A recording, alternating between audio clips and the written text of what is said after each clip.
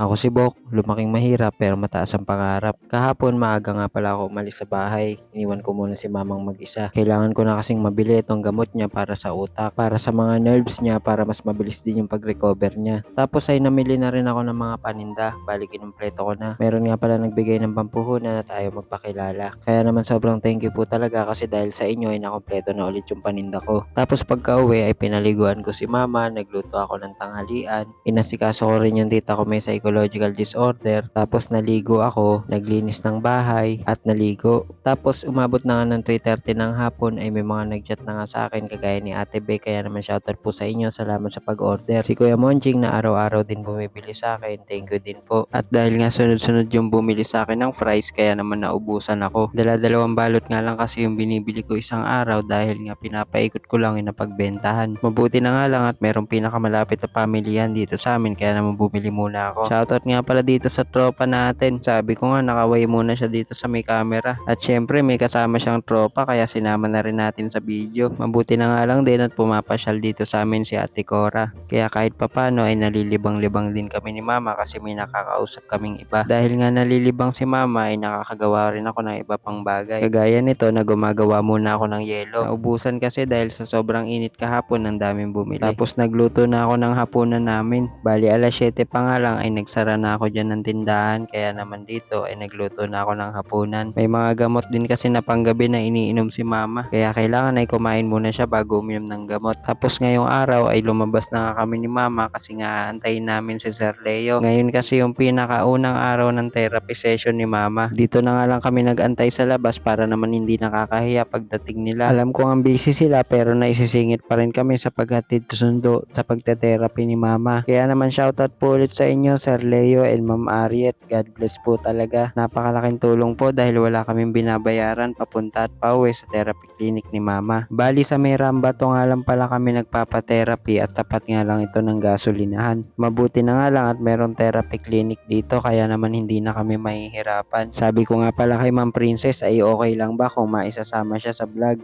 At ayun nga sabi niya ay okay lang naman daw. Sobrang cool nga pala ni ma'am kasi napapatawa niya yung mga pasyente niya. Bukod doon ay sobrang professional din niya at napaka-jolly pa. Kaya naman hindi nakakainip na magpa-therapy dito. Tapos dito ay kinakabit na yung mga panguryente para kay mama. Gumagalaw na nga talaga yung mga kamay ni mama dito, pumipintig na. Mabuti na nga lang daw at napa-therapy agad dahil mas mataas yung chance na makarecover agad si mama. Bali sa case niya ay 700 per session nga pala. 8 session yung kabuuan sa loob ng isang buwan. Dapat ay 3 beses sa isang linggo pero ang sabi ko ay baka hindi kayanin ang kinikita ko sa pagtitinda ko. Napakadami nga ring exercises na ginagawa kaya siguradong lahat ng parte ng katawan mo ay gagalaw dito. Nakikipagbiruan nga din si mama at hindi masyadong seryoso kaya naman siguradong lahat ng pasyente ay natutuwa sa kanya. Pagkatapos ng therapy ay umuwi na kami at hinatid kami ulit nila Sir Leo. Tapos ako ay pumunta na ng palengke para bilhin yung mga kulang sa paninda ko. Bali alas 4 nga ng hapon hanggang alas 10 ng gabi yung tindahan ko. Sana sa ganitong paraan ay mas makaipon pa ako para sa therapy at gamot ni mama. O paano? Hanggang dito na lang muna ulit itong video natin na to.